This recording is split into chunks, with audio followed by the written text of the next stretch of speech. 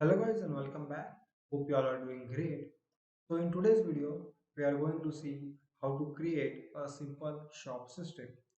Now this shop system can be used in any simple or small games like hyper casual games or casual games. The entire code is available on GitHub. So if you guys get stuck in between, you can always go to this GitHub link which will be given in the description and compare your code with this GitHub code to find any issue with your code. Now, without any further delay, let's get started.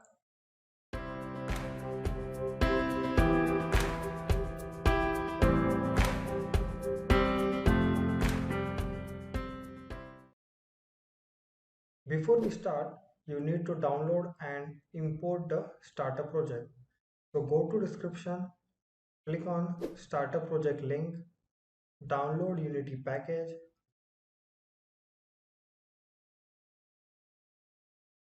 then create Unity project, change the platform to Android,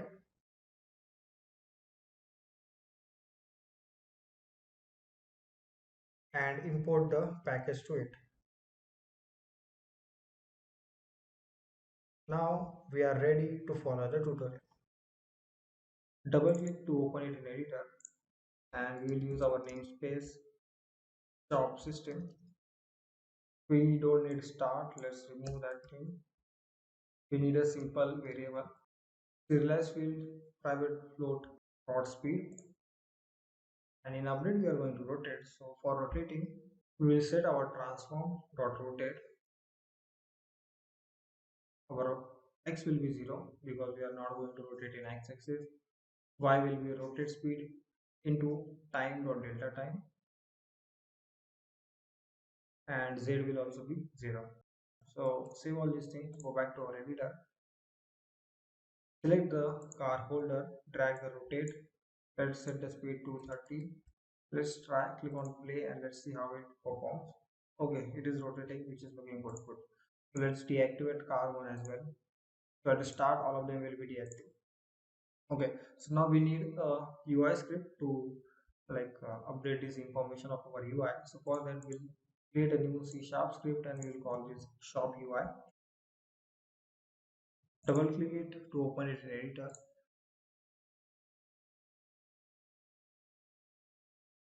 So add the namespace, remove the start and update for time being. Now, as we are going to use UI elements, we need to implement the library of Unity, which is using Unity engine.ui. We need reference of all our UI elements, that is text, buttons, all those things, as well as our car models. So we will have our public game object list, and we'll call these car models. Then we need public text, unlock button text, upgrade button text, label text, and car name text variables. Then we need public text, speed text, acceleration text, total point text, and public button, unlock button, upgrade button, next button, and previous button. We also need public int total coins, which will be 5000 by default. This is only for testing purpose. We are not going to save our coins remaining, all those things. Then we also need the most important thing, the public shop save script table, and we'll call this shop data. And let's save all of these, go back to our editor. Let's see. So let's create a new empty game object, reset is transform. Let's call this shop UI, and let's drag our shop UI to it. So you see we have all of these fields to be filled. Shop data, go to our resources, drag it here. Car models, just log this inspector, then select all of these cars and drag it here so they get populated. Now again select shop UI, unlock this thing. Now we need these buttons. So first one is unlock button text. Unlock button text. Then we have upgrade button text. So upgrade button text.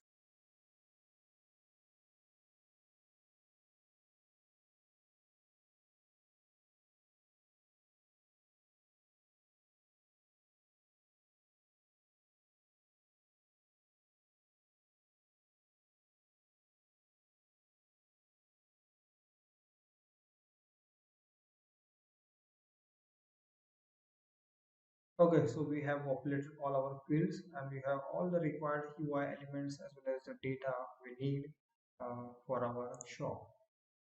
So let's save this. Let's go to our shop UI. Now we need to add few more variables. The first is private int current index equal to 0. So current index basically tracks the index of item we are at in our shop. So let's say we are at the third item in our shop. So the current index will be 2 because we start our current index from 0. So it goes from 0, 1, 2 like that. Then we will also have private int selected index which will be 0 by default. Now this selected index is special. This is the index which tell us like which car we have selected. Let's do one thing, guys. Let this be here. We will add one more information in our shop save script table, and that will be public int selected index. So basically selected index is for saving purpose. By default it is 0. So at the start we will our selected item will be the item at 0. As we go forward we'll just see how it works. Now we need to assign some values to our UI elements and define few basic information before we go forward. So in our start method, private void start, let's go to our shop data, and this is private. We want it to be public. Let's copy this, paste it here. Okay. So we first set our selected index is equal to shop data dot selected index, current index equal to selected index, total coins text dot text is equal to total coins. So we need to set some car information like the car name, speed, acceleration, they are all those things. So for that we will going to grab the information from our shop data.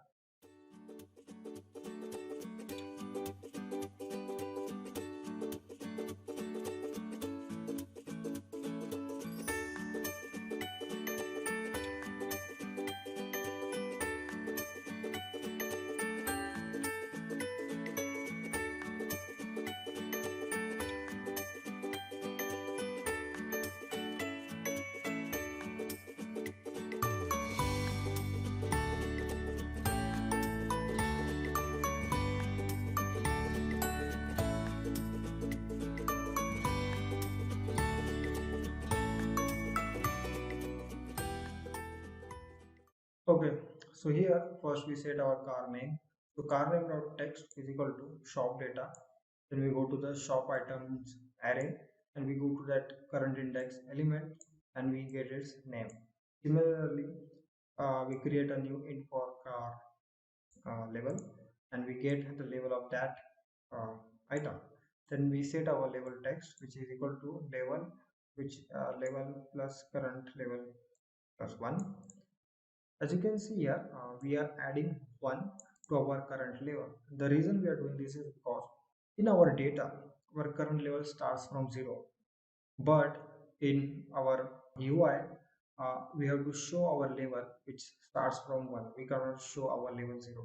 That's why we are adding 1 to it. Then we have speed text. We go to that uh, item in our shop. Then we go to its car level array. Then depending on which level our car is, we grab the speed and we do same thing for acceleration.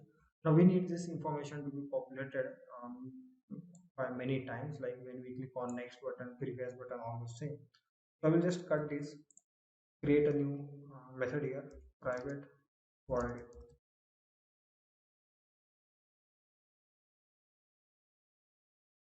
and paste it here, and just copy this and paste it here, and done.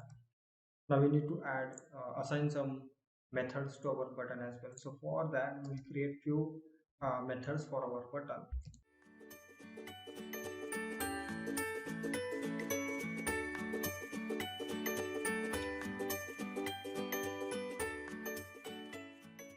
So here I have created next button method, then previous button method, unlock select button method, and upgrade button method.